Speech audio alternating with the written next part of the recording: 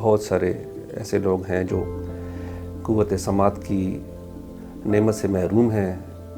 اس کے مختلف وجوہات اور مختلف پہلو ہیں. یہ پیدائشی بھی ہو سکتی ہے، موروثی بھی ہو سکتی ہے، بچپن میں کچھ بیماریاں ہوتی ہیں کان کی، اس کی وجہ سے بھی ہو سکتا ہے.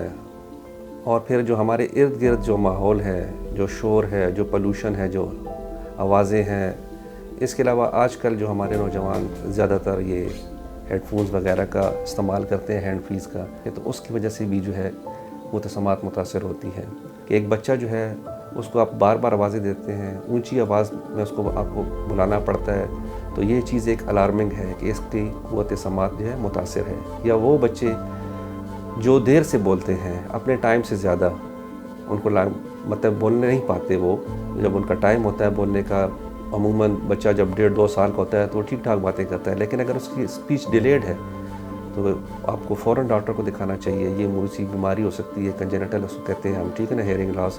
تو اگر وقتی طور پہ آپ اس کو ڈائگنوز کر لیں تو اس کا ارلی علاج ہو سکتا ہے. اس کے بعد بچوں میں جو اسکول گوئنگ چلڈرن بچے ہوتے ہیں جن میں یہ زکام وغیرہ بار بار ہوتا ہے، الرجی ہوتی ہے، ناک کے پیچھے گوشت ہوتا ہے جسے ایڈینائٹس کہتے ہیں، جس کی وجہ سے ان کے کان کے پیچھے پانی جمع ہو جاتا ہے اور ان کی قوت سماعت متاثر ہوتی ہے.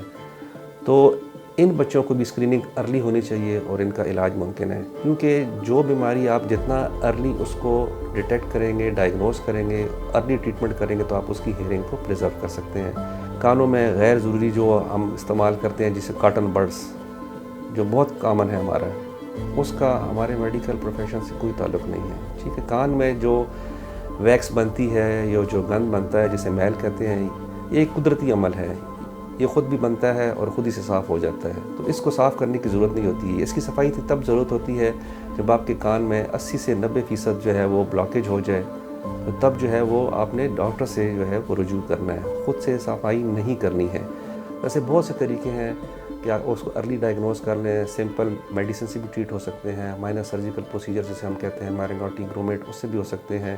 اور اگر ان کی رگوں کا مسئلہ ہے سنائی دینے میں تو ان کو وقت پہ مشین بھی لگائی جا سکتی ہے. اور آج کل ایک سرجری ہے جسے کہتے ہیں کوکلیئر امپلانٹ، وہ بھی وقت پہ کیا جائے. جتنا ارلی ممکن ہو، آپ جتنا اس کو جلدی تشخیص کریں گے، جلدی ٹریٹمنٹ کریں گے تو آپ اس کی قوت سماعت کو بچا سکتے ہیں.